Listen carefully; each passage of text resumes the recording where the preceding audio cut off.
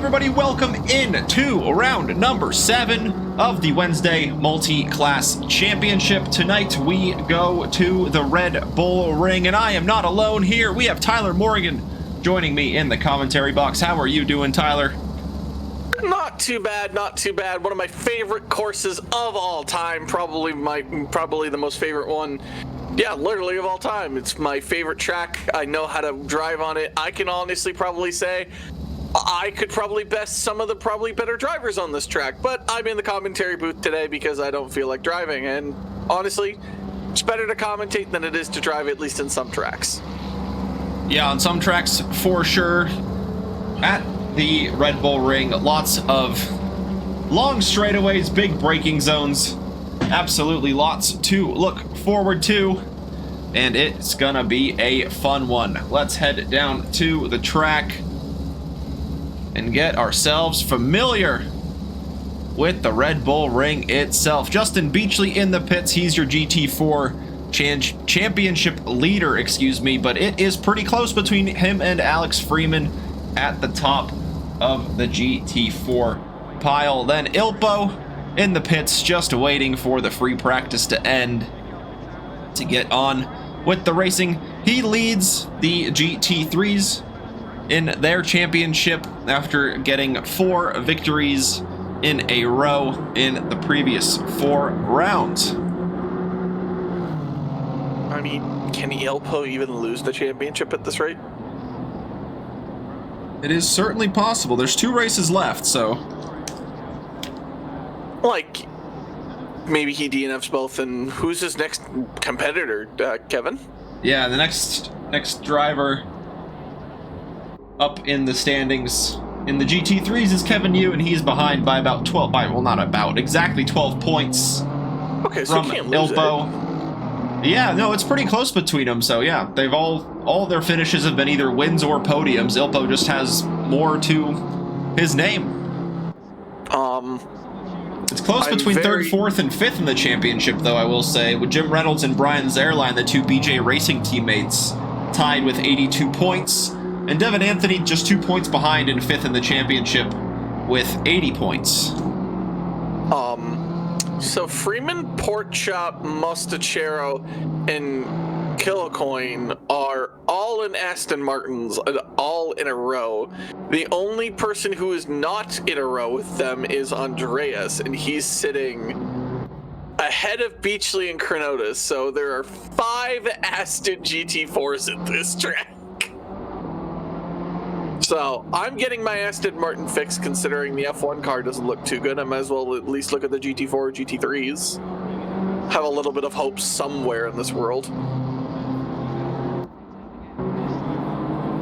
Well, there certainly is hope with a lot of the GT4 Astons dominating the grid tonight. We saw the Ginettas dominate in the Monday rookies, but here tonight, it is the Aston Martins, and Diego goes for a spin in the final 30 seconds of the free practice session.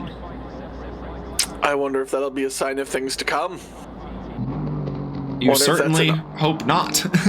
I wonder if that's an ominous warning from the racing gods. And thank you for the hydrates, friends. Cheers to that. Got a plethora of options tonight, as it's a long 75-minute race we have ahead of us with 2 mandatory pit stops in between. Got my usual hot tea and a fruit juice alongside it. I have just pure love for this course. Honestly, I don't know what it is about Red Bull Ring that I enjoy so much. Probably because it's like the most driven track on any of the games I play. ACC, F1, even iRacing. Like, just, I guess something about the track just kind of calls, and that it's kind of got a little bit of everything. It's got straight line speed. It's got low, medium speed, high speed corners. It's got a little bit of everything. I kind of find it as like kind of Bahrain in a way, where it's like the perfect amount of everything that is kind of a good test track for anything you really want to use. Yeah, it sure is, and Andres just using all the time available to him, getting all the practice he can here at the end. Nothing wrong with that. No, it's absolutely. It's the time given to him. He's taking it and using it to full advantage here. Dr. Porkchop says more curse. More curse. Yeah. With Tyler back, everybody watch out, and you might just be cursed here tonight. While we do the grid walk, I'll think of potential curses. Well, the grid walk's gonna start with you, my friend, in the GT4s, and away we go. All right, Pottsweaver in the GT4 pole position, sitting in 11th, car number 13, the McLaren Potts Autosport. Love the colors, by the way. Second behind him on the front row is Alex Freeman in that black and yellow AF Sport Aston Martin that we have come to see and love so much. Look for him in possible early pit stops. Next up is Justin Beachley in the Beach GT Mercedes AMG that we also have come to know and love. However, it's not the camo livery, it is the Muppet Show. So Kermit DeFrock here will see what he can do. Andreas Mostachero in the Naps Team Aston Martin. You will see him and Diego a lot. They're same car, same livery. 105 and 48 are the difference. Andreas in the 105. Next up behind him is another Aston Martin in the Chop Shop Racing. Beaver Tail on the front. Number 71. You see him a lot in Mondays. You see him a lot here on Wednesdays. Lining up with him in the back is Professor Krenotis in the T-Swizzles 42 AMG. Again, another car that you see a lot of here in the Wednesday multi-class. Then you have John Kilcoyne in the 444 Aston Martin. Lovely colors. And rounding out the back of the GT4 category is Diego Mostachero and also a Naps Team Aston Martin number 48. That's the GT4 grid. Cheers for the follow as well. Just in time for the start of the race. On pole position in the GT3s, we've got Kevin Yu in the Rust Ease number 95 Lightning McQueen Ferrari. He looks to get a win back from the man who he shares the front row with. Ilpo Rutsalainen lines up alongside him in the Castrol Toms 404 Lexus. Those are your two championship leaders on the front row.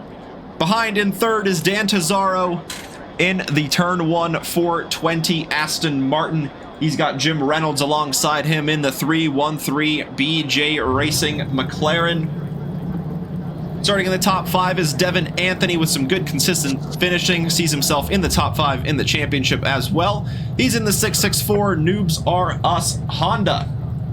He shares the third row with Mario Augusto Mariano in the Fair Play Race number 45 Black and Gold Ferrari. Up next, you have Jim Reynolds' teammate Brian Zerline in the BJ Racing Mustang. The number 25 starts from 7th. Eric Vanderbilt next in the Practice Safe Apex's number 7 Nissan. He unfortunately starts one position back from his number in 8th. In 9th is Ray Roman in the 117 BMW. And last but not least, rounding out the 10 GT3 cars is Rally Dutchy in the 621 Mad Fox Sim Racing Machine.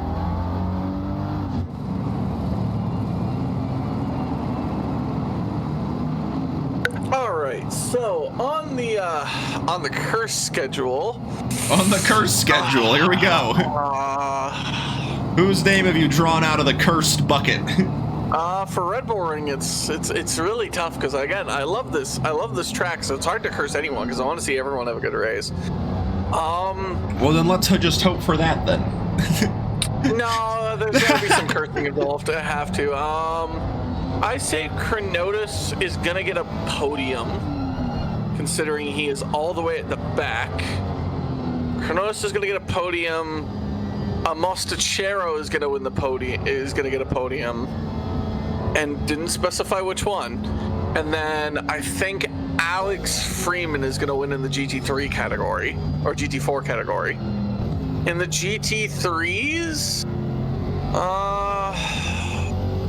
I think Devin Anthony will fall out of the top 5. So let's see if that works against him or not. And I think Vanderbilt will find himself inside the top 5. How many points to have no curses? I don't know. How much do you feel like? How many points do you think it would take to not get cursed, Kuja? Like points in what way? Like the gasoline points, like how the hydrate is 100. I'd say to not get cursed, I'd say like 5,000. Yeah. I like that. 5,000. Curse curse immunity. Yeah. Twitch points? I'm assuming that's the gasoline points, but yeah, I'd say 5,000. I'd say, what is something you could We will work on that. Yeah, in the meantime, the grids the grid's getting lined up side by side. We're getting ready to go. They are warmed up. Short formation lap here. Nice and sweet. 2.7 mile lap. Just 10 corners. Easy to learn, but hard to master track. Let's see what our drivers will get up to tonight as they get onto the start-finish straight.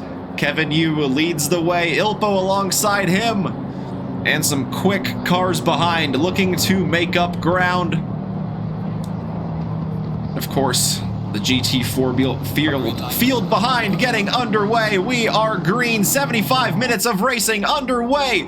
Does Ilpo have a good run into turn 1? It looks like he does, but he pulls out at the last moment. Kevin Yu hangs on to the lead, and there's contact. Dan Tesoro gets spun around, and he is on the corner exit of turn 1. And a lot of drivers going wide there. I think Alex Freeman, unfortunately, getting involved in the mix with Potts Weaver. And the 22 still in the barrier here as we continue on into turn number 4.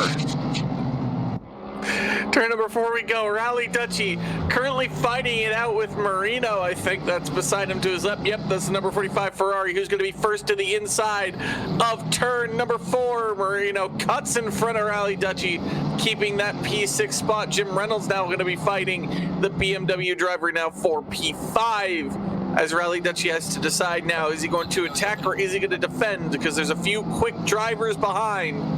But, yeah, I think my curse hit Freeman, not even a turn in. That is incredible as Rally Dutchy flies off and is going to lose all the places behind as 1, 2, 3, 4 cars all go by as he now finds himself all the way at the back of this GT3 field. Yeah, and it's getting nice and tight in the GT4s here with Dan Tesoro having to work his way through. Justin Beachley working his way back into the field, and into the back of him goes Dan Tesoro, who is going through the pit lane now, as is Potts Weaver. Andres Mostachero getting also kind of brought to the back of the field here as Dr. Porkchop leads the GT4s from Professor Chronotis, and Diego Mostachero from the back of the field up to 3rd. Okay, so at least I got Chronotis and Mostachero getting the podium right. I, again, didn't have to say which Mostachero, so I at least got that right, but Freeman winning the race is definitely off the table. It's a bit of a yikes as Chronotis tries to maybe look for a move, doesn't find one. Porkchop sitting in the middle of the track and just absolutely defending quite nicely. Diego's slowly looking. Andreas not too far behind. He's within room to gain a place if someone makes a mistake.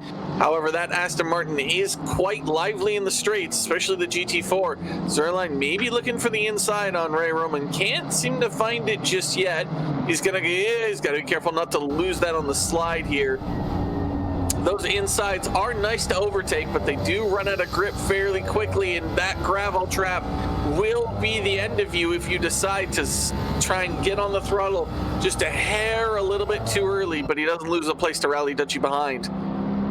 No, he doesn't. I have a feeling there's going to be a lot of visits through that gravel trap throughout this race. Ilpo hanging on to the back of Kevin Yu, certainly applying the pressure. but those two have run away from Devin Anthony, who finds himself moving up to a podium position after starting from 5th, and Ilpo getting a good run out of turn 1, up the hill through turn 2, and into the braking zone. At turn 3 they go. Ilpo alongside Kevin Yu down the inside, gets the move done. Does the Ferrari have an answer down the straightaway into turn 4? It doesn't look like it. Nope, it does not. A very nice move there by Ilpo. Now let's see if he can get away from Kevin Yu and get away from that Ferrari. He'll be able to have a little bit of a straight line speed advantage on the Ferrari, but in the corners the Ferrari will be able to be a little bit more nimble enough to be able to at least keep pace with Ilpo. Now, Ilpo is one of the stronger drivers we have, but as you said, Kevin is not too far behind in terms of championship standing, so he's just got to keep it within one place of him so he at least can continue on fighting for this championship. Yeah, it's good. Kevin's best opportunity is to get him through the pits, though, Kuja. Yeah, with those 2 pit stops to consider, and like you said there, through the corners there, Kevin Yu on the brakes, just getting right back onto the bumper of the Lexus. One thing of also to consider there with Ilpo running a little bit wide is track limits, and that might certainly come into play with the length of the race that we have. Oh, what happened there? Someone disappeared? What happened? Yeah, somebody just disappeared. Looked like Mariano just vanished. Oh, yeah, gone. Yeah, Mariano is in fact gone. Yeah, you're right. He is gone. Just vanished out of existence. There he is. He's in the pits. He probably DC'd. As Andreas is now going to fight Diego, his brother. Brother on brother action, it seems here. I don't know how do you team orders this? Do you team orders this? Does Break Brother get priority? I wonder how you would word this. Andreas, is he going to be able to find a move on Diego? He's got the toe, he's got the exit, because he got the line. Does he make the inside move? He does overtake on Diego. Andreas gets back at Diego and says, no, this podium is mine, sir. Or, honestly, maybe they're towing themselves together in a desperate attempt to try and get Porkchop and Chronotis, who are not too far up the road.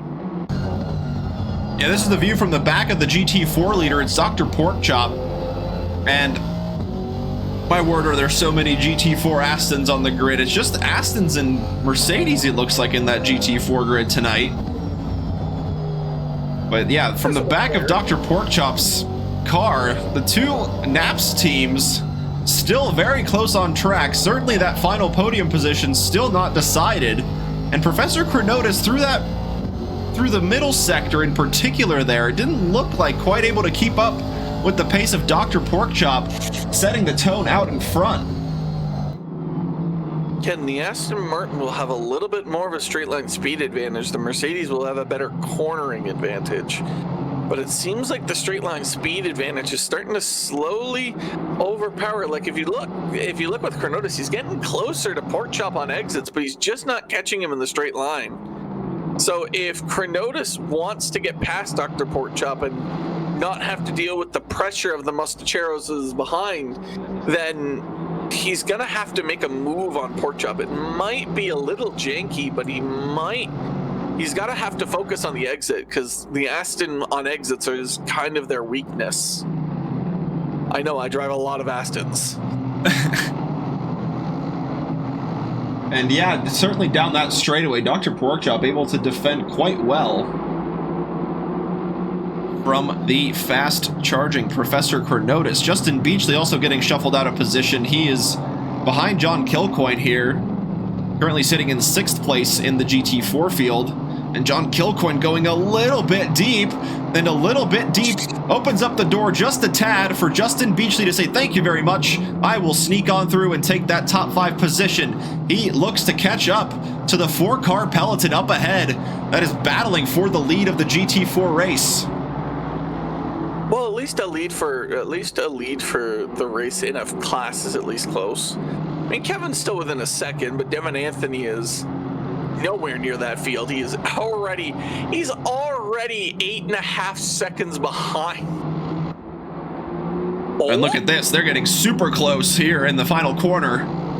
You gotta be careful of track limits. You don't want to occur them this early, especially in a 75-minute race where the Red Bull Ring is known for track limits and drive-throughs.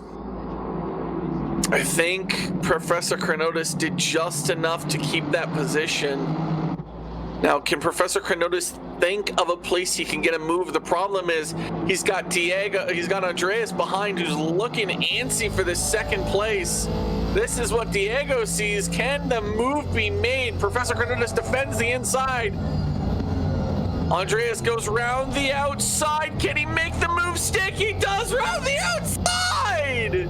What a move by the Aston Martin! Round the outside of turn 3. You don't see that very often. Yeah, he was just able to squeeze that Mercedes to the inside and keep all the grip and keep the speed. So he is now able to challenge Dr. Porkchop for the lead of this race. And Diego now has an opportunity to overtake Professor Chronotis to make it a double Mostachero podium. Now comes the question. If you're Andreas, you know you have the pace.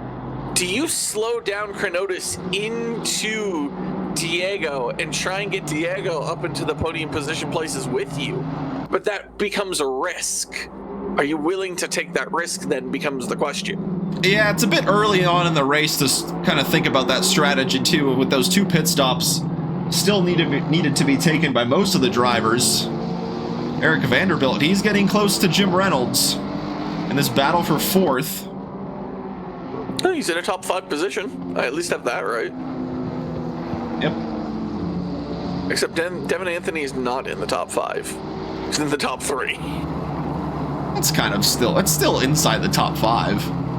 Yeah, I know. That's also that's my point. He's not in the top 5. He's in the top 3. So. Andreas, he's again. Oh, that's ballsy, and he's gonna lose a place. Professor Chronotis says. Oh yeah, 3 wide. Here we go. They're 3 wide into turn 3. Oh my gosh, this is gonna be insane. Who's gonna be last on the brakes? Professor Chronotis is gonna have to go down the inside. Do the brothers make contact? They don't. Professor Chronotis loses out. Beachley is behind them now. We're gonna have a 4-way fight for second place. The brothers are gonna go side by side. This is risky. You can't do this. Not this early in the race. Oh, is Chronotis gonna try and make it 3 wide going into the final quarter? Beachley, you have 2 Aston Martins, 2 Mercedes. Diego's getting absolutely swallowed up by the GT4 Mercedes might. Chronotis is gonna have the inside. He's gonna have to be careful. Diego in the back's gonna have to concede that position. He's gonna have to concede to Beachley as well. He does. He has to. He doesn't have the overspeed. However, he does have the exit speed to stay ahead of Beachley. So he only loses out to Chronotis. But this is just great news for Porkchop up ahead. Yeah, he's certainly really happy with the cars battling behind, slowing each other down. They used to be right on his tail. Now the gap between the leader and Andres Mostachero opening up to 1.3 seconds. And here we go, side by side, Professor Chronotis on Diego Mostachero. Professor Chronotis wants a spot on the podium back. He's down the inside.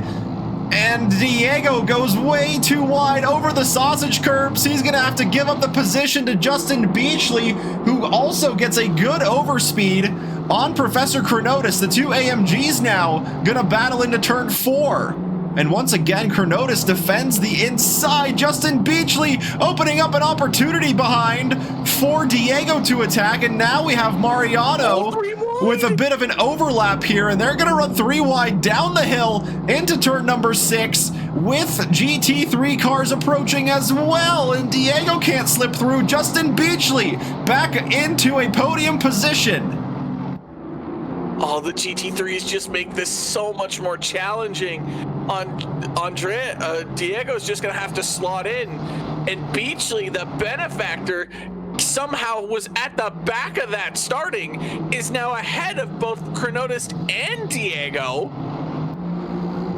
And John Kilcoyne in the back there is not too far out of this battle either, because they just keep fighting. Now, we still have an hour and 2 pit stops to go, and this has just been battling like it's not. Well, it looks like you can do it early, this early in the race. Somehow you can. Freeman is now pitting, probably to do the most massive undercut in the history of undercuts. Yeah, I think, he also picked up some damage in turn 1, so he might just be in early, getting that damage fixed and looking to do some damage control as best as possible. He was running not too far behind John Kilcoyne. I think the gap was right around 5 seconds before he pitted. Oh, and there was contact! No, there must have been! Pork Chop and Andreas, they've come together. They must have. Yeah, let's check what happened on the replay here. GT3 cars approaching as well. That's Mariano and Dan Tazzaro going up the hill to the left here through turn 2 and into turn number 3. Dr. Porkchop around the outside, and Diego just trying to sneak through. Oh, and they just closed in on each other. And unfortunately for the 71, coming off worse for wear there of the Aston Martins. That probably lost Kevin Yu a little bit of time. Yeah, he lost down to 3 seconds because Porkchop was coming back onto the track. Whoa, what did we just join in on here? What is happening, man? This Red Bull race is crazy. I love this track. It produces moment after moment after moment, and you're not getting disappointed here. We've had 15 minutes of racing, and I think we've had like 5 lead changes in the GT4 category. Yeah, so now it's Justin Beachley leading the way from Professor Chronotis. The 2 AMGs lead the rest of the Aston Martins, and Andres and Diego Mostachero still find each other on track here, front to back. John Kilcoyne certainly in the mix now. Dr. Porkchop there still in the picture. Absolutely nothing is settled here. What is happening?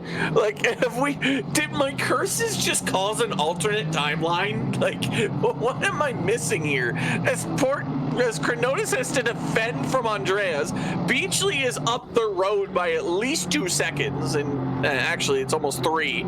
So Beachley has somehow avoided the GT3 mess that was happening in the infield section, avoided the turn 3 mess that happened with Porkchop and Andreas, and now he's in the lead. And he was what, 6th on the grid in the GT4 category? Beachley. No, he started from 3rd, but I think there was an incident in the GT4s at turn 1, and he was down the order and had to work his way back up. Ah, okay. But still, though, just like, what is happening? Right, yes. Chronotis is now being attacked by Andreas, who's going to have round the outside. You have a GT3 that is slowly coming up on this field. Is he going to try and do the switch? Oh, he's done the switch back! What an insane move! What is happening? Yeah, the GT4 field might be small, but they're providing some absolutely bumper-to-bumper racing, and like you said there, the GT3 cars working their way through, and Brian Zerline and Eric Vanderbilt getting pretty close to each other here into turn 1. Oh, there was contact! Yeah, I saw that coming when you switched the camera. Well, let's see what happened. I can tell you exactly what happened. The GT3 wanted to get past in turn 1 and didn't want to wait. And I know exactly which one it is. 3, 2, 1. Yeah, just no control over that curb as soon as the car goes in the air. The driver no longer control because it has turned into an airplane. And unfortunately, there Jim Reynolds just skipping through and tagging Professor Chronotis out of 2nd place. All the way to the back, too. Unfortunately, behind Porkchop by about 6 seconds. Well, at the rate that it's going, it won't take him long to catch up, considering the field keeps fighting each other. So yeah, they certainly do. Beachley's ahead by 5 seconds now, though. That might be a little bit of a too big of a gap for both. Well, it's a Mostacheros 2-3 now. So there's positives for that, and now there's 4 Aston Martins running from 2nd to 6th. Actually 5th. Yeah, 2nd to 5th. So it looks good for the Astons, but I feel bad for Porkchop as Zerline still within reach of Vanderbilt. Yeah, and these two are now coming up to the race leader in the GT4's Justin Beachley, hoping not to get too slowed down by the GT3 overlap as they seem to have picked him at a perfect opportunity here into the braking zone at turn 3 as they go through one of the tightest corners on the track. Jim Reynolds up ahead too in touching distance, so these 3 cars in the GT3 field certainly going to continue their battle. Yeah, it's definitely not over by these positions except with any stretch of the imagination. 56 minutes to go. Still 2 pit stops for most drivers. Weaver, Freeman, and Mariano still... Well, actually, no. Mariano's just behind because he disconnected. He's behind by 3 laps on Freeman. But Freeman and Weaver both have taken pit stops. Cesaro has also taken a pit stop as well. So that's why he is behind as much as he is. Because I think he was also collected in the Turn 1 incident as well. And Zerline gets a good run out of Turn 7 into the final few corners, and he can't find any room down the inside. The 313 dives into the pits, gets out of the way of these 2 battling cars, and releases them into some clean air. Was Vanderbilt getting slowed down by that McLaren in front? Now that he's got some clean air in front, can he build the gap to Zerline? Or is this the pace of these 2 drivers here? While I continue the commentary, you have been redeemed for Quest a Fun Fact. So while you figure out a fact, I'm gonna commentate the fact that Zerline's gonna go around the outside here, or try to on Vanderbilt. He's got the speed, however. Can he stay within the track limits? Yes, he can, but can he get the exit? Can he get the crucial little bit of an exit speed to stay ahead of Eric Vanderbilt? It looks like he is gonna do so. That Ford American muscle beating out the Nissan crucially when it needs it the most. And now Vanderbilt finds himself just at P5 with Zerline overtaking him for P4.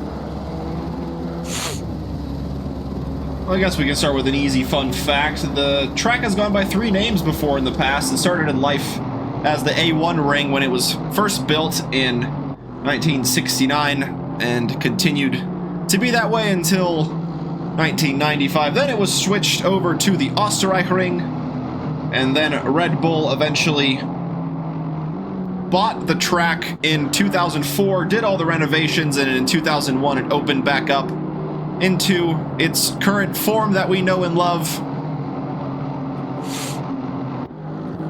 And yeah, there's been some pretty hectic moments in the past from all of the different race series. There was the Verstappen and Charles Leclerc fight going on all the way throughout the lap. The MotoGP incident going into turn 3. And Diego Mostachero and Dr. Porkchop following behind him going into the pit lane here. Another memorable moment is Carlos Sainz's car catching on fire twice. Once when he was with Ferrari going into this turn, and then the other when he was at Williams, where he had a fire in the pit lane. I remember those very well. As Eric Vanderbilt now finds himself still behind Zerline, but way clear ahead of Rally Duchy. And by I mean way clear, I mean borderline almost a pit stop. Oh, a little bit of a drift there. That is not practicing safe apexes, Eric. No, certainly not there. Kevin Yu in the pits from 2nd. He's already 9.5 seconds behind? Well, I think that was triggered because he was going at pit limiter speed before the time point ticked over. You are probably correct. Devin Anthony is also coming to the pits as well. Yeah, so maybe they're just trying to cover off the undercut attempt being thrown by Jim Reynolds, who in fact finds himself behind Dan Tazaro, who has made that early pit stop work for him. I enjoy the idea of an early pit stop, but like if it was one mandatory pit stop, you have two, so you almost have to commit again to the undercut. Because I feel like doing an under and then an over just doesn't seem like it'll work. Because like the undercut here at the Red Bull Ring is power, like extremely so. There are just some tracks that are better for the undercut, and Red Bull Ring is one of them. But if you're Ilpo, there's no need to do an undercut when you're like 5 seconds ahead of the field, so because you can respond to just about anything. Yeah, and speaking of Ilpo, he goes into the pits now to stay ahead, or try and stay ahead of Kevin Yu. And now we see this kind of middle part of the race where we see all the different strategies begin to shape up. The gaps kind of opening up here and there. Justin Beachley leads by about 6 seconds over Andres Mostachero. That gap kind of going up and down a little bit, and John Kilcoyne from the GT4 rookies coming over into the Wednesday Multiclass finds himself running in a podium position at the moment.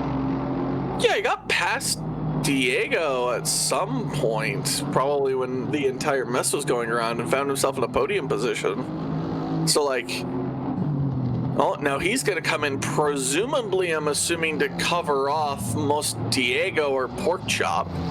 However, he does have to worry about Weaver and Freeman, though, who aren't too far behind. Andreas came in as well. So, Eric Vanderbilt finds himself in second, mostly because Ilpo and Kevin did pit. Yes, they did, and yeah, the gap seemed to open up to the Nissan, but Brian Zerline in front, just not able to build it to more than what it is here, right around a second.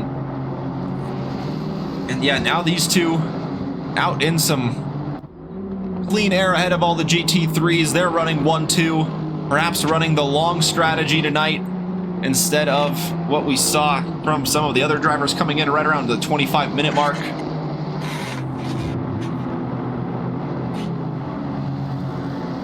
I'm just looking to see where the 105 comes out in relation to Andreas, because here they come. It's going to be tight on exits. Because there's so Kilcoyne doesn't stay ahead of Diego or Freeman. He's behind both of them now. So currently, I think right now it is Andreas, Diego, Porkchop, and yep, there it is. Okay, I figured that. So Freeman and Weaver got ahead, but they pit really early and just kind of pit into free air and just tried to make the gains back. But we'll see how everything works out, because Beachley and Krenotis still have to pit. So where they come out in relation to Weaver and is when we really get to see where things shake up in all this. Same with Zerline and Vanderbilt, who still both have to pit. Rally Dutchy has to pit as well. See where they come out in relation to, probably I'd say Devin Anthony would be their biggest competition, considering he was probably the closest to them. Oh, that's a little bit of a twitch by Zerline. This is going to open up a chance maybe for Eric, but the straight line speed of the Mustang is just a little bit too much for the Nissan, I think. Or they're going to be side by side, and I'm going to be eating my words, because he's just gotten the better exit. But can he get ahead before the Mustang can reach the peak of straight line speed?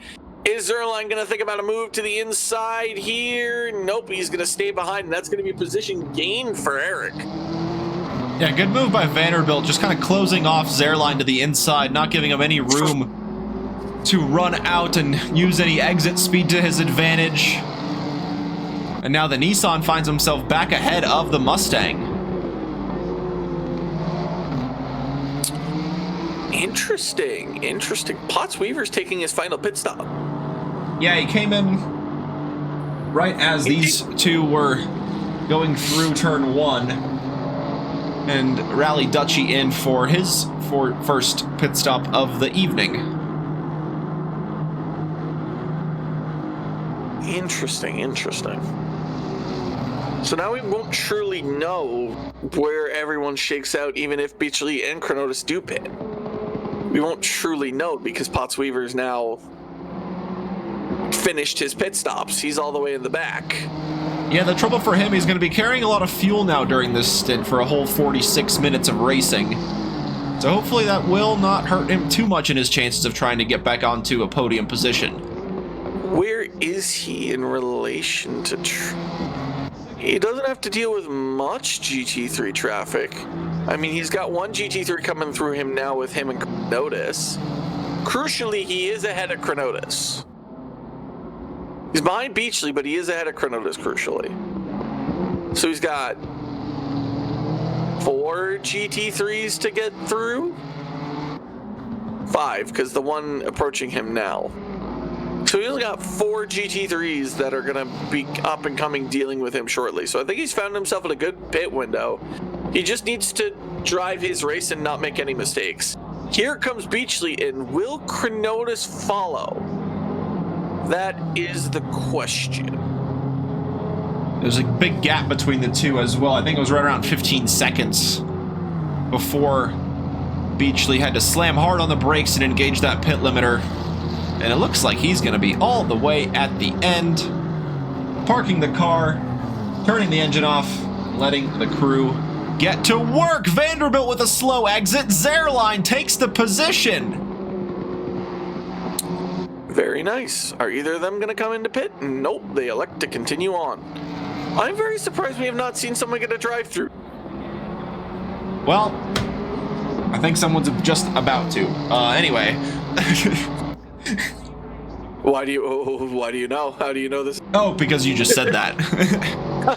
You just see it blast on your screen? Yeah, well, no, I mean, you just said it. You spoke it into existence. All right, Beachley's heading out. Freeman, okay, Beachley's now past pit limiter.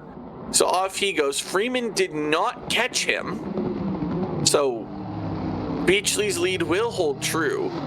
However, I think Chronotis might be in danger of the undercut from Alex Freeman, which is a bit bold to say considering right now you have Vanderbilt trying to force a move from Zerline. Isn't going to get it. Zerline's going to hold his cursed. I mean, the drive-through penalty curse is random. I didn't choose somebody for that. It's true. Everyone is a victim. Everyone is an equal opportunity victim. Yes, at that point. Exactly. I'm not making preference. I'm just saying, putting it out there. I doubt there'll be a speeding in the pit lane penalty. It's really hard to commit a speeding in the pit lane penalty. Someone hits you from behind and sends you over the pit limiter. Now, however, Zerline's not going to be able to get away with. Pretty sure that was a warning. He was way past the red and white. Yeah, he's pushing hard and trying to keep that Nissan behind Vanderbilt all over the back of the Mustang, not giving Brian Zerline any breathing room to try and focus up ahead, making the purple car big in the mirrors, and he is already having to take the defensive line going through turn 2 and up into the braking zone of turn 3. The Mustang defending the inside, a bit of a wiggle on exit, but not a lot of room for the Nissan to try to get the over-under done. And they shoot back down the hill into turn 4. Looks like the Mustang this time gets about equal of an exit to the Nissan and is able to hold off the position. For now. Yeah, he's just getting really wiggly on corner exit. Yeah, that's the Ford, though. It's not the smoothest car of the bunch. It's got a lot of straight line speed, but it's very headstrong. The Nissan kind of flows smoothly. It just doesn't have a lot of straight line speed, especially compared to the Mustang. And I think Zerline's doing a little bit of more driving in his mirrors than he's probably willing to admit. He's probably focusing a lot on Vanderbilt, who decides, you know what? If I can't pass you on track, I'll undercut you. Sure is going to be the hope for the number 7 Nissan, and it'll be interesting to see where this pack of cars will come out relative to the rest of the field. I believe they were fighting, yeah, like you said, with Devin Anthony, Jim Reynolds, so Dan Tesoro in that mix as well. He's about 2.5 seconds behind Devin Anthony, who finds himself behind Ray Roman, who also yet to make a pit stop. Oh, and there was contact between the two of them! And into the grass goes Devin Anthony and Ray Roman. Are we going to be able to get to a replay in time? Yes, we will. All right. So the camera cut perfectly, and also the camera is the curse apparently. So let's see. Ray Roman defends the inside, goes out. Devin Anthony sees the window, and the window slams shut because Ray Roman tries to get back. That's going to hurt Devin Anthony's chances. And where does he find himself? He finds himself 8th now, and Vanderbilt now, who only has to now worry about Reynolds. Tesoro actually got ahead, and he pit really early.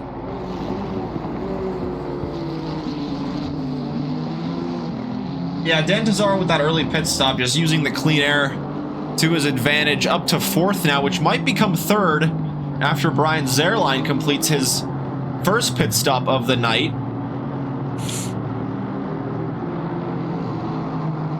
And once again, the two Naps teams, excuse me, finding themselves right next to each other on the track. But they are in a podium position. Not yet. Professor That's Cronotis true. still has to pit. But Cronotis is in fact in a podium position. Right, but he still has 2 mandatory pit stops to his name, as opposed to these drivers here with 1. And they were battling with the Professor before their pit stop. So are they just slowing each other down here? Or are they trying to help each other out in their chances to try and get ahead? The next driver ahead of them is Alex Freeman, about 5 seconds up the road. And behind is John Kilcoyne, also about 5 seconds adrift. And Alex Freeman trying to apply the pressure to Justin Beachley in front. The gap there, hovering right around 5.5 to 6 seconds. I wonder if Freeman decides to box. I wonder. I think if I'm Freeman, I box here. Force Beachley to change his style, change his momentum. Zerline and Cronotis, both class leaders now into the pits. Ilpo will inherit the race lead. Beachley will inherit the lead from Cronotis. But crucially, where does Freeman come out in where Cronotis is? Because I think Cronotis is going to fit somewhere between Freeman and Andreas. The only problem is that Andreas has Diego right behind him.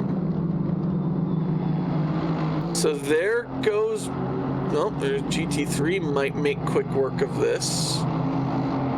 Cronotis still in the pits though, and it looks like both Mostacheros are gonna get by.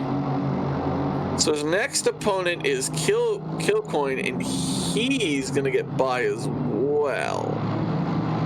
And Dan Tesoro there in the GT3 Aston runs wide at turn 1, but crucially for him, he gets back into a podium position after getting ahead of Brian Zerline in the pit lane, who finds himself behind Eric Vanderbilt. The undercut works to perfection every single time. Yeah, and like you said there, Professor Cronotis coming out behind John Kilcoyne. I mean, he was at the back of the pack after that incident, so problem is he can't really pit again. Like, he can't just do a 1-2 pit stop, because then he'll fall probably behind probably Dr. Porkchop. He might stay ahead, considering Porkchop's on the other side of the track, but he'll definitely lose a position to Bots Weaver. The Mostacheros have to be careful here with the GT3 traffic coming through. They're going to be able to let Mariano by, but will Vanderbilt be able to get by? They kind of squeeze into one another there. Zerline kind of using this as a little bit of a catch-up sequence, because Eric having to be slowed down by the GT4 traffic. Ooh, he's got to be careful here with the send into turn 1. No contact made. Everything looked okay. He'll be able to get Andreas into turn 3 here, nice and easy. And now off he goes to try and collect Eric. And there it is. Alex Freeman comes into the pit lane. Roman in as well for his first pit stop. And Brian Zerline now with the blue flag car ahead. That's Mario Augusto Mariano. Playing it nice and safe, getting nice and out of the way of the battling cars ahead.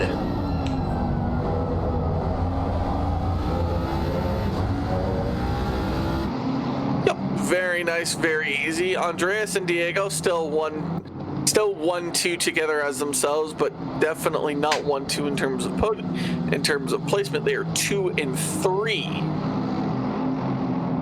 as they look to try and catch Beachley, who's a little bit ways up the road, about half a sector ahead. So unless Beachley, I think, gets into contact with GT3. Oh, Beachley is pitting, I think. He is. Beachley is, in fact, pitting. Is he covering off Freeman? Yeah, that might be the call there. No, he might be covering off Weaver. Or he might be attempting to cover off Potts Weaver, because Potts Weaver's pit.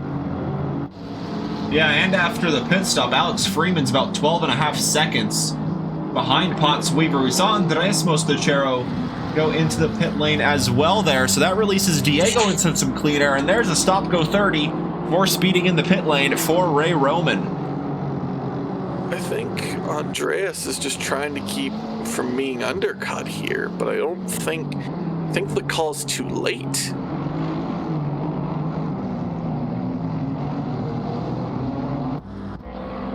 Here's Potts Weaver. He's down the main straight, past the start-finish line. Justin Beachley still in the pits.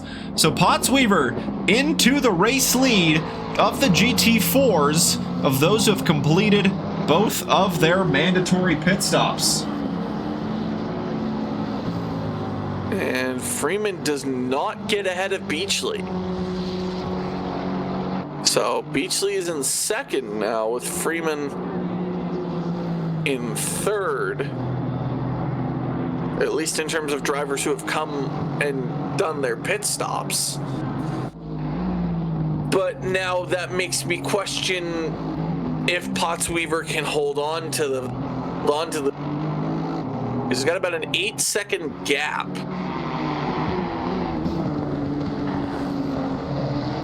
As Tazaro now pits again early, looking for the undercut. He was 0.4 seconds behind Zerline at the line, so he was probably ahead. Yeah, Dan Tazaro was in third for the pit stop.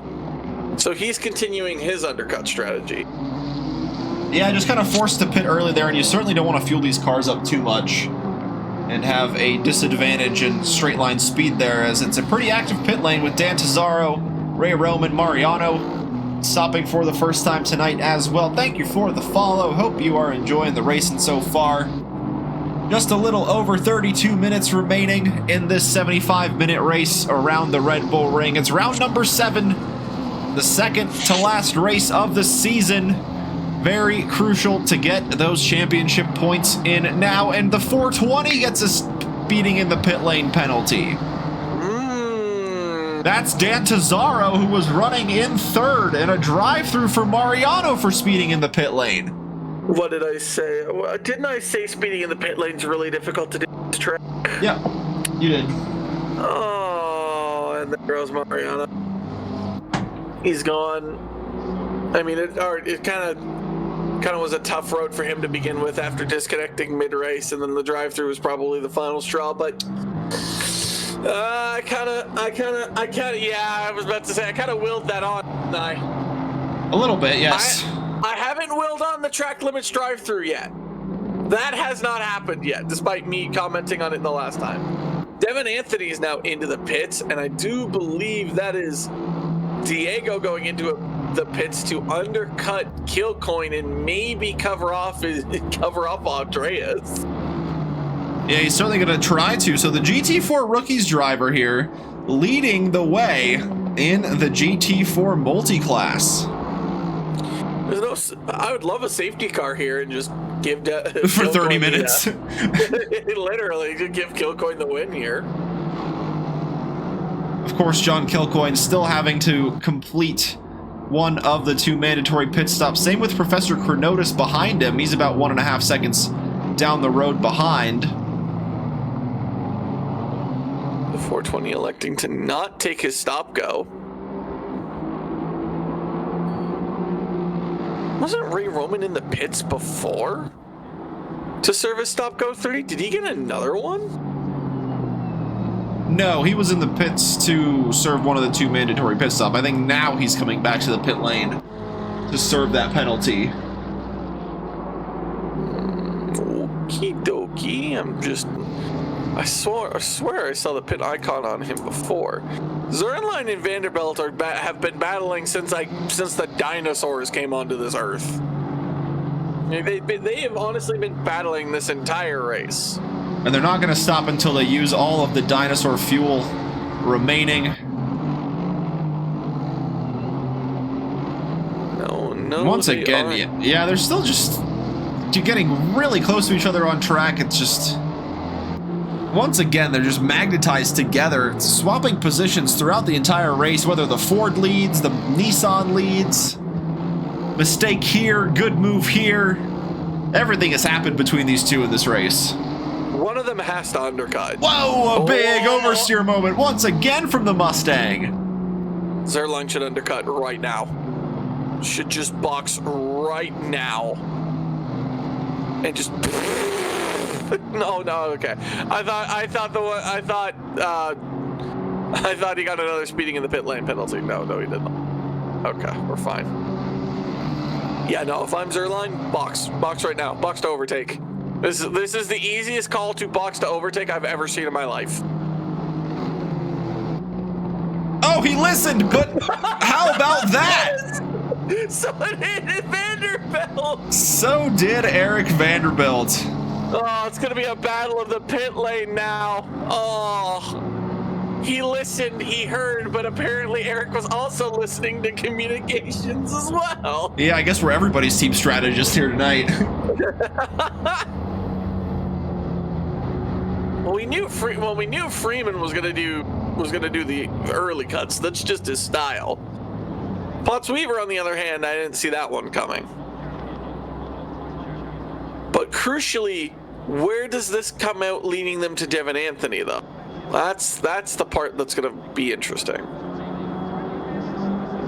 Because they don't have to worry about Dan Cesaro. He has to do a stop go 30 this lap or else he's disqualified. All right, I'm waiting to see which one of them goes green first. It should be Eric. There he goes. Zerline, there he goes. He's dropped. Are they in? Oh my God, they're side by side.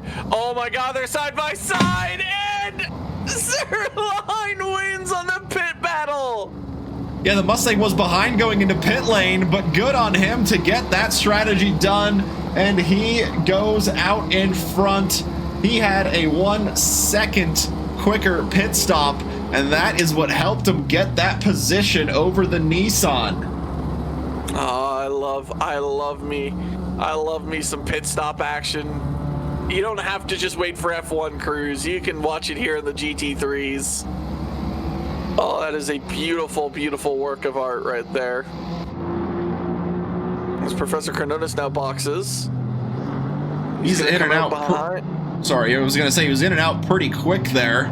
And that is Andres Mostachero going to try to challenge. No, that's Diego Mostachero. Andres out in front there. So he is going to be the meat in a Mostachero sandwich here in the remaining 26 and a half minutes here. So Potts Weaver is in the lead, at least of drivers that have not done a pit stop, with Beachley and Freeman. I'm going to be wrong about Cronotis getting a podium. I'm going to be wrong about Mostachero getting a podium, and I'm going to be wrong about Freeman winning the race. I'm going to be so far wrong about Vanderbilt, but I have a feeling with the drivers that have to pit, I'm going to be correct. And then Devin Anthony is going to be correct about not getting himself in, not being in the top 5. At least that's what that looks like right now. On a little wide from the Nissan at turn 1, just hurting his chances of trying to stay close and use the slipstream of the Mustang in front. Brian Zerline with a bit more breathing room as Ilpo Ruotsalainen into the pits for the second and final time from the GT3 race lead. Yeah, he's doing the undercut on Kevin Yu, which is smart. Not give Kevin the opportunity to maybe undercut him and get a little bit of a gamble on him. So that's smart work, especially with the lead that he has of about like 5 seconds, I think, before that pit stop. So yeah, that's a smart move, smart play by Ilpo. Always thinking 3 steps ahead.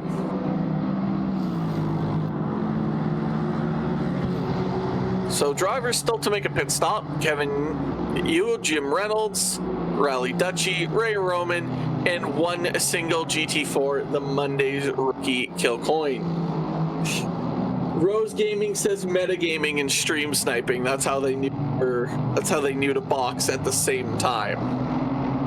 I just can't believe they did it at the exact same time. Yeah, I wonder if it was a situation where Vanderbilt was kind of having a peek in his mirrors and saw that Zerline was coming into the pits and just kind of last minute instinctively dove in as well, because from the looks of it, it didn't seem like he wanted to come in initially, but perhaps just hoping to get that pit stop covered off nice and early as Dan Tazaro falls back to 8th after serving his stop go 30, working his way through Professor Cronotis and Diego Mostachero here.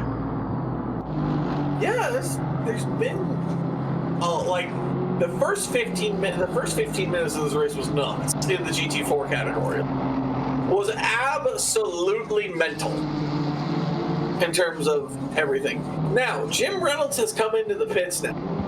So Jim Reynolds was kind of in the fight with Zerline and Vanderbilt, ever so briefly. So, but Zerline and Vanderbilt towing each other faster and faster away from the rest of the pack. And like you said, they're kind of almost magnetized to each other because they keep seeming to get closer and closer to one another. Yeah, there on that previous lap, like after the mistake by Vanderbilt at turn 1, Zerline was able to open up that gap, my goodness me, with Ray Roman not going into the pits there. He's just under blue flags, and once again, very close into the final corner, just slowing down Eric Vanderbilt, just that slight touch. I was saying, after that turn 1 incident, not incident really, he just ran a little wide, the gap was right around 2 seconds. I think it was 1.8, and then through that lap, it closed down to as little as 0.7 seconds. And there's Jim Reynolds exiting the pits behind this duo. Thank you for the follow. So this battle that's been going on for a top 5 position now turns into a spot on the podium. This is going to be interesting. Now, Kevin is going. He's out of the pit lane. He's on his way. Ilpo's just crossing the start-finish line now. Oh, this might be closer than we think. There goes Ilpo. There goes Kevin. Ilpo's going to be in the lead, but only by, I think, about just off of face value, maybe 3-4 seconds. Yeah, it's a lot closer than it was before they went into the pit lane, that's for sure. Let's see what the timing charts say. 2 seconds. Maybe Kevin might have a chance here after all. But yeah, this now becomes a fight for the podium, as you say. Zerline holding on to P3. Vanderbilt holding on to P4.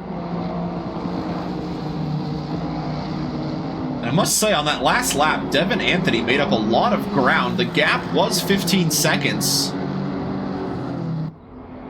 The gap to Jim Reynolds has closed down a lot, who came into the pits on that previous lap. But nonetheless, Devin Anthony really able to close the gap to Jim Reynolds. And with that pace that he's going, he might be able to get a spot in the top 5 after all. Maybe, but it was 11.7. It's now 12.4. Here comes Kilcoin into the pits. Where is he going to come out in relation to? Can he stay ahead of Porkchop? Because the GT3s are all kind of, again, grouped, mildly so grouped together here again. Because there goes Weaver. Beachley is there behind the 420. Then there's Freeman just coming out of the final corner now. Where is he going to come out? That is the true question. With 20 minutes left to go. Find out after is Tazaro's going to fight with Rally Dutchy here. Looks like Dan's got a massive overspeed. He's going to try and go around the outside. Dutchy's going to defend the middle. He's going to wash out wide. It's going to allow Dan to maybe look for the exit speed here. As Kilcoin's going to stay ahead of Dr. Porkchop. Is Dan going to be able to find a move here on Rally Dutchy going into turn number 4? It doesn't. Oh, it does look likely because Rally Dutchy will wash wide into the gravel. Dan, thank you very much. I will take that P7 from you and enjoy my day.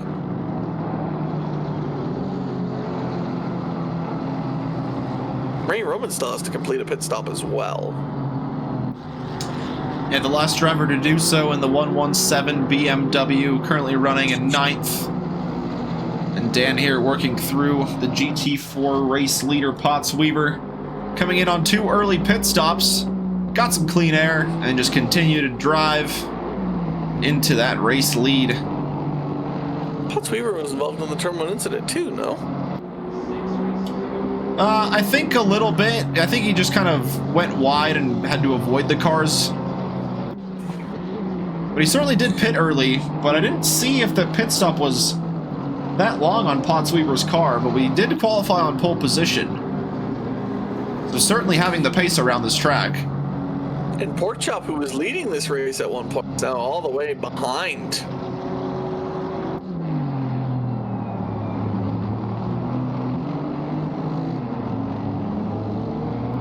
Like, it was so crazy to watch those battles. They were all so tight-knit. Like, the GT4 field, literally you didn't know who was going to win 15 minutes because they all just kind of, like, stayed grouped together. They didn't let themselves get away, and because the constant battling that just allowed you to catch up further and further.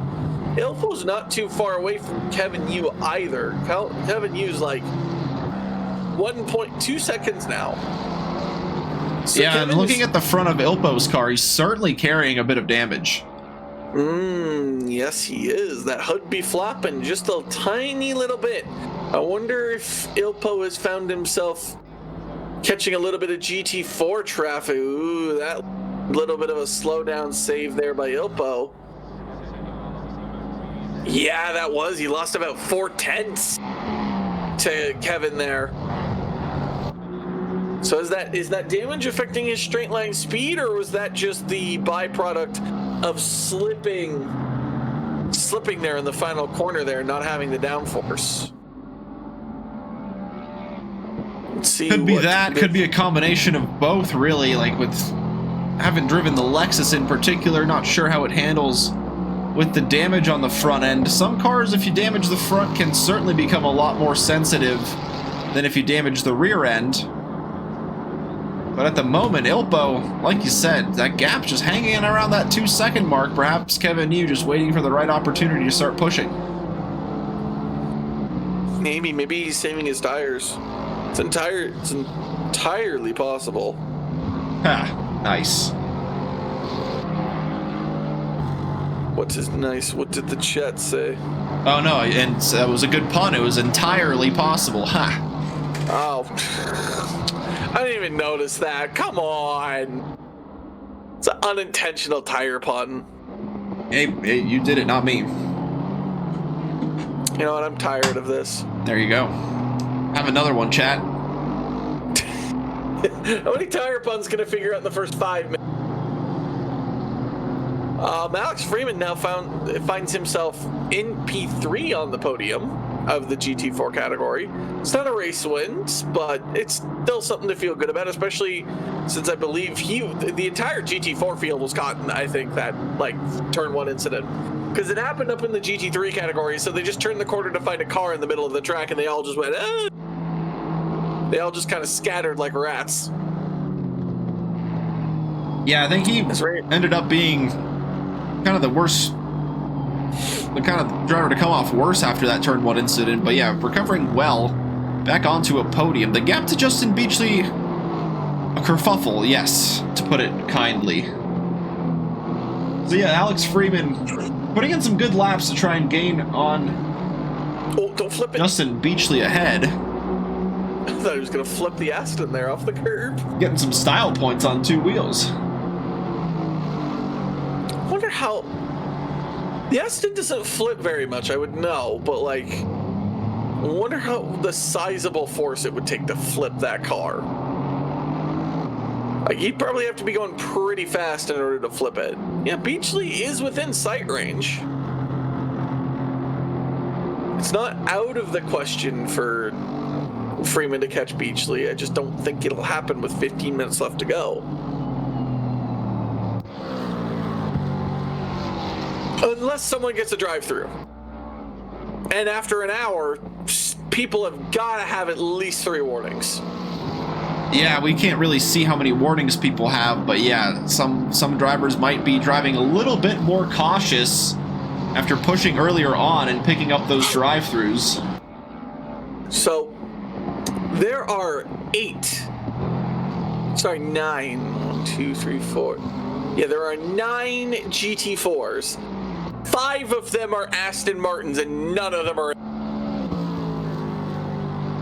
Actually, no, lie. Freeman is. Freeman is the only Aston Martin in the top 3. Well, that's just how it goes sometimes. What am I watching, F1? Well, no, because there wouldn't be 5 Astons on the grid. They can't afford that. Kevin's gotten within 1.5 now.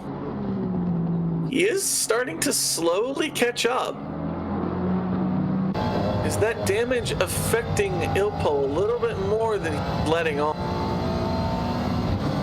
1.5. Let's see how he does. Now, Ilpo is having trouble specifically here.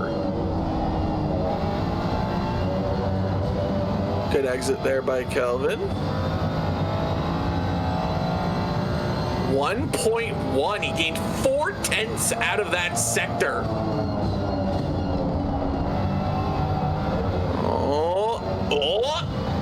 That'll definitely be a track limits violation. Is that going to be enough for a drive-through, though? Doesn't look like it. Kevin might have gotten away with one there. Yeah, he lost about 1/10 because of it.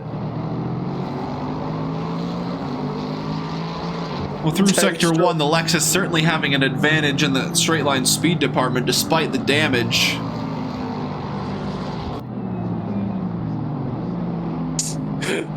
They might need 2 more cars being 4 seconds behind everyone in 10. Oh. But does having 2 more slow cars really help that problem? It's actually a really good question. Does having now this might get interesting. You have Dr. Porkchop and I think that's Killcoin up ahead, being a little bit of a nuisance maybe for Ilpo here. Let's see. 1.23 the difference in times, because Kevin's gotten pretty good because he got Pork Chop in a really good spot. Ilpo will have to wait behind Killcoin here. He'll lose more time. It's crucially if Kevin can get past Killcoin. The gap now down to 0.8. And crucially, Kevin Yu does. But he might have to scrub off a little bit of exit speed.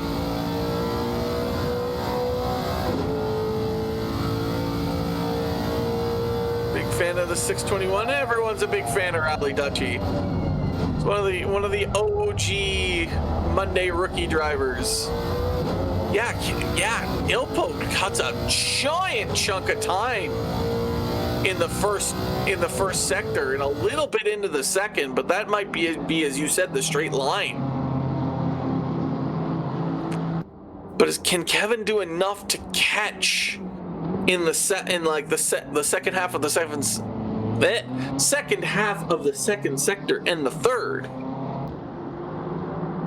Yeah, certainly anything is possible. Rally Dutchy in a bit of no man's land. Big gap ahead, big gap behind. But nonetheless, a good position inside of that top 8. What song would be perfect to listen to in this moment? Being so far ahead, but being so far behind. Well, I don't know. Whatever comes on next in the shuffle. Ooh, this could get interesting. But again, he's gotten into the straight. Ooh, that's a little bit wide exit there. GT4 kind of messing up his mojo. 0.805, but as you know, the Lexus comes now into the straight line, so good luck, Ferrari. Actually, he isn't letting Ilpo get in that far. 0.8, let's see what Ilpo gets in the first sector here.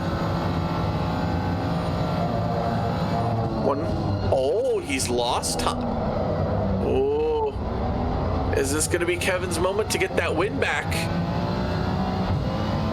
They are approaching another GT4.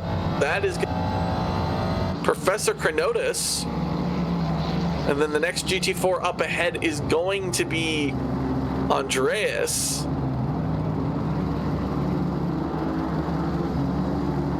Let's see what happens here. Ilpo's going to take the inside. Nice. Kevin Yu's also going to take the inside nice and easy, not allowing Ilpo to get away. Ilpo with damage to his front end. Look at that Ferrari go. It's coming. The distant toe is working. Let's see. Does Kevin make a move? He sticks right to the bumper. There's a little touch. Kevin's got to work on his exit speed here. He gets it. He's got the toe. Does Kevin think about making a move? 9 minutes left to go. Here we go into turn 1. He's going to stick behind Ilpo right now and just try and get the toe. He needs to make this dive into turn 3 if he even wants the opportunity, because I don't think he's going to get a better shot here. He's too far back, though. He's going to have to wait. He might use Diego here. Or sorry, not Diego, Andreas, as maybe he might use him as a little bit of a wall here. Because I don't think Ilpo's going to catch up in time, Kuja. No, that gap just keeps on growing into Sector 1 and through Sector 2 and 3. Kevin Yu just able to take full advantage and just close the gap on the Lexus, but in the straight line, he just can't do anything about it. His best opportunity there was into turn 1, but just couldn't have the room there. And hello, Alex Hansen. Hope you're doing well. We are doing absolutely great. The GT4 is providing the action in the first half of the race, and in the second half, specifically this last stint, Kevin Yu has really reeled in Ilpo at the front of the field. Does he think about making a dive here? You don't normally take a dive here unless you're confident. Oh, Ilpo, that curve. He's trying to take as much speed as he can. I think he might stay ahead of Kevin for now. But one mistake, one small mistake, and Kevin's got him. But that looked a good turn 1 exit. Turn 3 we now go. Is Kevin gonna think of a move? He's still got 7 minutes left to go before he has to make a move. He's gonna wait behind Ilpo for another set of corners. His best bet of getting Ilpo is the second half of Sector 2 and Sector 3, but he just has to be close enough and get a better exit. Yeah, it's just so hard for that Ferrari to stay close, and yeah, the livery's certainly providing a few extra horsepower to Kevin Yu. But still not enough power to get by the Lexus. The limping Lexus with the damage to the front end of Ilpo's car as well. He drifts a little bit wide. Is this the opportunity that Kevin Yu needs to battle it out? They're side by side through turn 7, exiting turn 8. Ilpo has the inside. Into the final few corners they go. Alex Freeman, a roadblock for Kevin Yu. Ilpo used him perfectly. Didn't give any room to the Ferrari to move over, and he just had to slam on the brakes and get behind the Lexus. Oh, that was beautiful using the GT4 traffic. Kevin is not going to respond very happily about that. He's going to go side by side. He's going to dip back into the slipstream and try and catch Ilpo again. That was his chance. That was his moment. He got the straight line speed. He was off track, though. That might be a little bit of a worrisome as Kevin goes for the outside. He's going to defend the inside. Kevin does not have the overspeed. The Lexus has the straight line speed. They're going to side by side. 3. Later on the brakes is Ilpo. He's going to force Kevin wide. Ilpo's going to hold on to the lead right now after a brilliant defense into turn 3. These two just going back and forth. Once again, approaching some traffic. Kevin Yu, late move into turn 4. Tries to sneak through the Lexus, but can't get it done. Ilpo, confident on acceleration, and gets the over-under back. That GT4 is going to have slowed down, but now, this is getting tighter and tighter. Now, there's one more GT4 car up ahead, and I do believe that is Potts Weaver. I don't know if they're going to get him in time, but that was a damning move by Kevin Yu. But Ilpo read it well to get on the brakes quick enough. Oh, that's a washout wide by Ilpo. Kevin's got the straight line speed, has the exit speed, but we all know that Lexus is just going to be faster in a straight line. Is Kevin Yu going to think about a dive here? No, he's not. He might save it for turn 3. He's got to focus on that exit. A little bit of a twitch by the Lexus, but I don't think it's enough. I don't think it's enough for Kevin to think about a move here. He's got 4 minutes. He's got at least 2 more laps to go before he absolutely has to think about a dive, and he's going to look for it here. Ilpo around the outside still defends the position. He's not giving up this race lead. He wants the win in the championship, and after 46 laps, most of them pretty quiet for Ilpo at the front. And these final 10 minutes, it has picked up with Kevin Yu applying the pressure in the 95 Ferrari all over the back of Ilpo, carrying a bit of damage to that front end as well. The hobbling Lexus still defending for its life. However, there's one more GT4 car in the way, and it is Potts Weaver. How is Kevin Yu going to use this car to his advantage? Ilpo forcing Kevin Yu to take the path into the GT4. Kevin riding right behind Ilpo. Are we going to see another late move here by Kevin? He's on the gas. He's trying to look for any type of move. Ilpo takes the inside quick. Kevin Yu follows right behind. There's going to be at least 2 more laps after this with a minute 30 average lap time. There's going to be at least this lap plus 1 more. Bumper to bumper. Kevin looking desperately for this move. He needs this move in order to win this race. Doesn't have to think about it right now this lap, but this is the penultimate lap. He has to think of something. He's got to think of a move, an exit, something to try and force Ilpo off his game. And it doesn't look like he's going to be able to get him in here turn 3. He's going to have to get him in that infield section, Kuja. Yeah, he certainly is. But just once again, just keep repeating ourselves. That straight line speed of the Lexus, just able to defend so well from Kevin Yu. and he has thrown an attack at pretty much any opportunity and just unable to make it stick. So yeah, he's just gonna have to hope and pray for a little bit of a wash wide from Ilpo, a little bit of a bump, or I should say if he takes one of those curbs just a little bit more bumpy than usual, Kevin Yu is going to be able to take full advantage.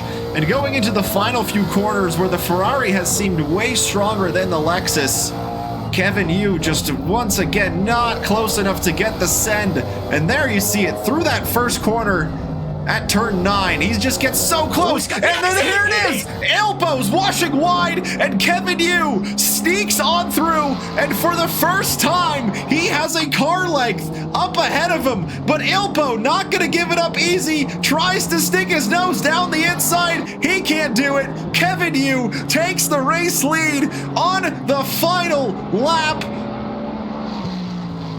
I don't think Ilpo's gonna catch him. I think it's done and dusted. The only way Ilpo catches him is if Kevin makes a mistake, like a horrifyingly bad mistake, and I don't think he's gonna be able to do that, especially with the Lexus damage. The Lexus, all it has is its straight line speed to try and desperately catch this Ferrari into turn 4, but I think Ilpo's just a little bit too far back to even think about making a move here. His only hope is that Kevin has burned those tires into oblivion and gone wide, but it doesn't look like it. However, Ilpo is desperately going to hold on to any sort of ramification of hope. The toe working in Ilpo's favor. If Kevin even makes the slightest bit of mistake, this becomes a side-by-side battle for the lead of the race. However, we're in the infield section where the Ferrari has the advantage. It doesn't look like Ilpo's going to be able to catch him. It looks like this race is over, but we've all been stunned here before at Trackalicious. However, it doesn't look like we're going to be stunned now. We were absolutely stunned at the final and penultimate lap as Kevin takes the win at the Red Bull Ring. Finish the race. Great win for Kevin, applying the pressure so strong in those final 10 minutes and finally able to crack through the defense of Ilpo Ruotsalainen. Great defending from the Lexus. So close to getting the win and so close to contact between Jim Reynolds and Eric Vanderbilt. This is a battle for 4th and 5th place. Potts Weaver across the line to take the win in the GT4s after getting that early pit stop strategy done and dusted. He takes the win. Justin Beachley in 2nd and Alex Freeman across the line in 3rd place. Rounding out the GT3 podium, it's gonna be Brian Zerline after battling with the Nissan for a majority of that middle part of the race, able to get on through and finds himself in a podium position. The 25 Mustang takes 3rd place.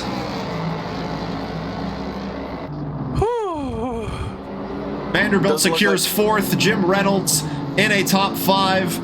Devin Anthony gonna finish in 6th place ahead of Dan Tazzaro, who had to serve a stop go 30 for speeding, but still a good finish for the 420 Aston nonetheless. In the GT4s, Andres Mostachero finishes in 4th, Chronotis in 5th, Diego Mostachero in 6th. Dr. Porkchop finishes ahead of John Kilcoyne, who got him at the end there.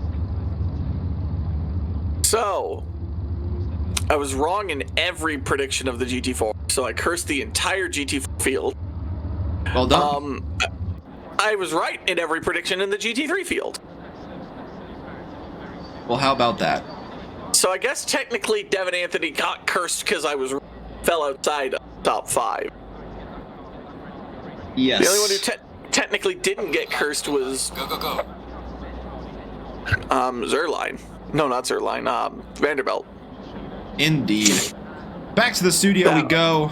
Hopefully we got some podium sitters joining us in the green room for a quick chat of how their race went. We got Zerline at least.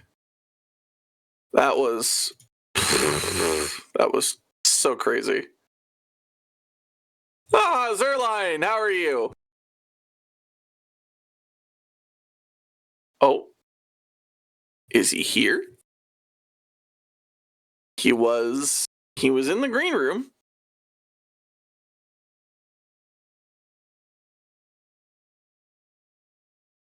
The silence is indeed deafening. That was a... Okay, well, in the meantime, and while we wait for Brian to find his voice... Oh, he's deafened now. Oh, no, he's not.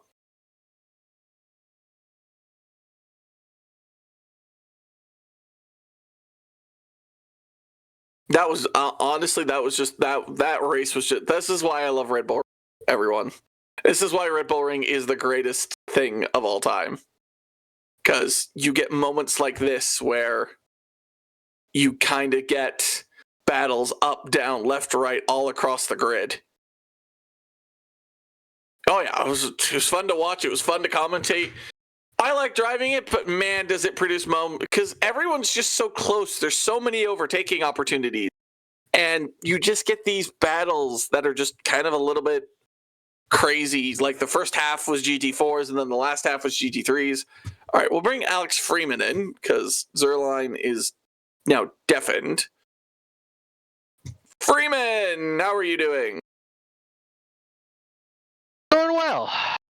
Getting a little too experienced with those recovery drives, but it was a good race. No, that was a fantastic recovery drive from you. That is my fault, by the way. I said you were going to win the race, and you immediately got caught in a turn one incident. The trusty Tyler's commentator shirts. Exactly. It's all too reliable. It is. I literally was just like, oh, there's GT4s in the lap one incident. And Kuja's like, Freeman. And I'm like, oh, no. Didn't even wait a quarter. And it's just like, bam. I think it was the top three in the GT4s all kind of came together on lap one, turn one.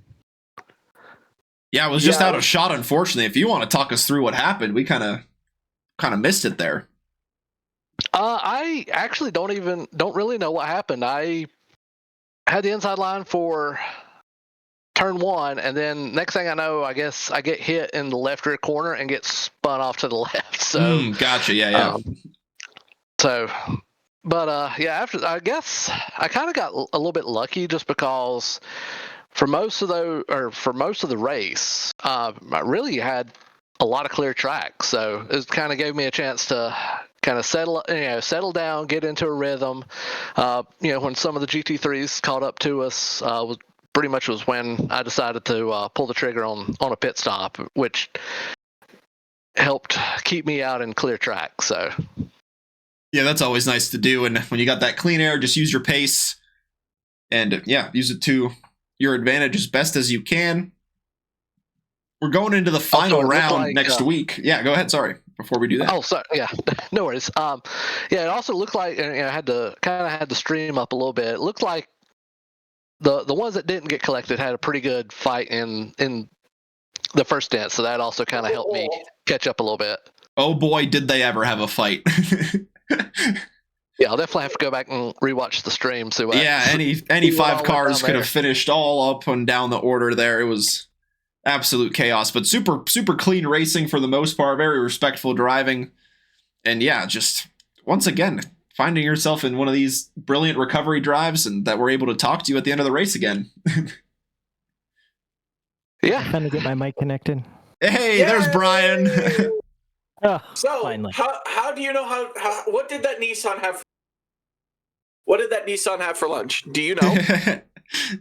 I don't know, but I could not shake him for most of that race. That was the best battle I think I have ever had in my illustrious sim racing career. Literally could not shake that knee. So you don't know this probably because you weren't listening to the stream, and neither of you. Oh no, I was listening. I He did take my advice. Nice. I was screaming at you to box to overtake. I was like, box to overtake. It is the easiest call of all time. But I guess Eric was listening to it too. Cruz just seems to think that Eric did that because you were going in. Like it was a split second. Oh, he's going in. I got to go too. No, he took that exit was a lot tighter than all of his other exits. I think he was planning on the undercut again on me, because that was a solid undercut. That first stop, he had me by 5 seconds when we came out of the first stop. So he was gonna go for that again. Yeah, and yeah, that was a fabulous battle. He raced amazing. So really enjoyed it. I feel like the Mustang's strong at this track with all the straightaways. You certainly used it to your advantage there. Is this your first podium in Trackalicious? It is. No, it's my second podium in Trackalicious. My last one, you guys weren't streaming. Ah, unlucky. So yeah, third. Our bad. I equaled my best, and I think this might put me in third in the championship too, if I remember correctly. So, because I beat my teammate, and he was just in front of me, or we were tied. So. Yeah, you guys tied on points going into this race. So yeah, the last race gonna be pretty fun between kind of everybody here. With Kevin finishing ahead of Ilpo, he's gonna gain a bit of points on that. And then Alex, you and Justin Beach, I think we're only separated by about 4 or 5 points going into tonight. So that last race gonna be a lot of fun to watch. Lots to look forward to. And yeah, anything else from you, Tyler? No, other than that was Freeman with the undercuts, as I know and Will he loves to do. It's literally specialty. And Zerline knows what a Nissan Taycan feels like, and hopefully won't have to deal with it next week. I hope. Well, congrats, guys. Thanks for joining for a quick chat. Glad you were able to get your mic working, and good luck in the finale next week. Thank you. Thanks for all your commentating, too. It's fun to listen to, even during the race. In fact, I lost some time in that last stint because I was watching for first and second while I was in the straightaways. Yeah, it was so hard to take our eyes off that battle. It was insane. It was super epic to watch. But yeah, thanks, guys. Thanks for tuning in. Thanks for the kind words. Much appreciated. Yeah, thank you guys for the commentary. Not a problem. Super fun to watch. Move you guys back here to the green room. And that's it for round number 7. Season finale next week. I believe the track is Snetterton. Another one of those tight, twisty tracks. Not a lot of straightaways, though, so we'll have to wait and see what happens there. Tyler, final thoughts from you. It's next week is Monza. It's Monza. It's Snetterton and the rookies. Yes, it's Snetterton and the rookies. It's Monza in the Wednesdays. Aha, even better. Someone is dying turn 1 in Monza. It is customary. Now I just have to figure out who to curse going into Monza. Yeah, well, that's the hope of the drivers. Week, yes, hopefully they stay under the radar of our little curses here. Use their 5,000 Twitch points in anti-curse. Yeah, exactly. The curse guns for the finale. Yeah, hopefully we get that set up in time for that. I'll remind Eric to do that now, actually, while you sign us off. Good plan indeed. Tomorrow, same format, different simulation. We go to iRacing for their GT3 and GT4 championship. Friday, it's the LMU Endurance Series with their 75-minute races in the hypercars and the GT3. Saturdays, everybody gets a nice little break. And on Sundays, it is the new season a new season to Trackalicious on Sundays, I should say. They are well into the season of the MX5 Cup on iRacing. That's hosted on Sundays. Both of those iRacings should be streamed as well for you guys here on Twitch. On Monday, we go to the season finale of the rookies at Snetterton, not the Wednesday Multiclass. That's the rookies going to Snetterton.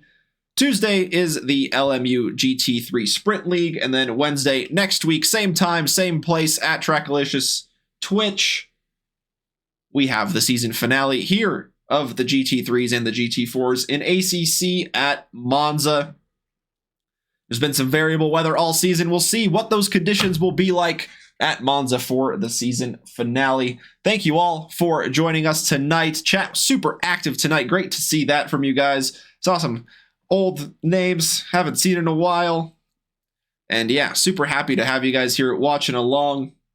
Thanks to everybody doing all the hard work in the background, keeping everything running as well. Stick around for the raid.